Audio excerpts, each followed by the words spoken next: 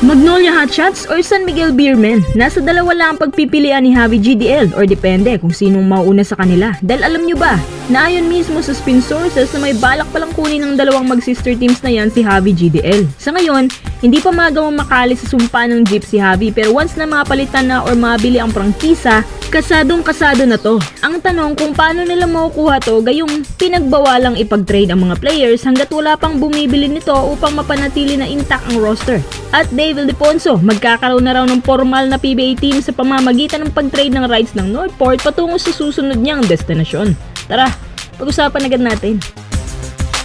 Sa pagkakaalam ko, si Javi Gomez yung 8th pick ng Ginebra na later on ay binigay sa Terra Firma kapalit si Jeremiah Gray. Huwag kayong magagalit. Pero sa palagay ko, maling hakbang ang ginawa nilang to. Ang hindi nakita ng Ginebra, nabugbog na pala si Maya sa ACL injuries na siyang nangyari pa nga ulit sa PBA on Tour. Kaya hindi rin nila to masyadong nagamit ng lubos. Kung halimbawa, si Javi na yung kinuha nila, tiyak malaki ang maambag niya dahil sa good shooting nito at role player din.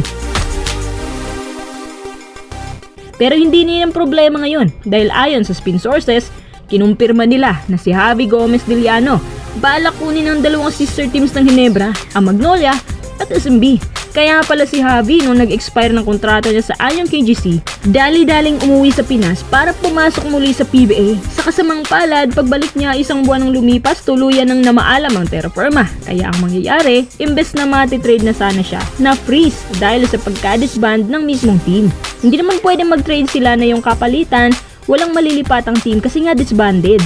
Kaya ngayon ang gagawin ni Javi, maghihintay na lang muna na may bumili sa Terra Firma saka matuloy. Ang point of view dito ay for sure merong trade na mangyayari in the future. Sayang no? Tsaka hindi rin siya makakuha ng SMB nung tinrade si Wami Chongson at Andreas Kahilig kasi nasa KBL pa siya. Pangalawa pala sa gustong kumuha sa kanya ay ang Magnolia Hotshots. Bakit nga ba pinag-aagawan ng dalawang big team si Javi? Si Javi ang masasabi ko na isa sa mga pinaka-talented wingman sa PBA. Para siyang shorter version ni Arvin Tolentino. Tapos yung playing style niya parang Calvin Optana. Alam niya yung role at pwesto na dapat para sa kanya which is nagagampanan niya to ng maayos. At lingid po sa inyong kalaman, huling average points niya sa PBA nakapagtala siya ng 16.4 points, 5.6 rebounds, 3 assists per game. Yan din ang dahilan kung bakit kinuha siya sa KBL.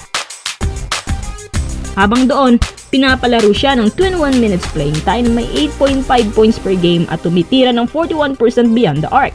Kapag ito, nabibigyan lang ng mahabang playing time, hindi mo pagsisisihan ang pwedeng maging impact nito sa team nyo. Kung ako sa Magnolia or SMB, bigyan ng higher offer to para talaga makakuha. Higit sa lahat, good choice din to kapag binalik sa gilas natin.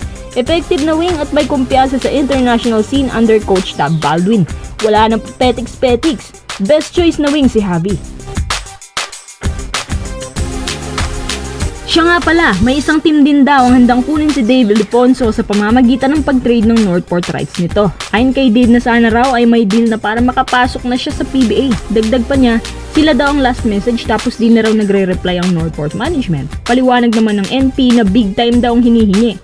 Big time ba?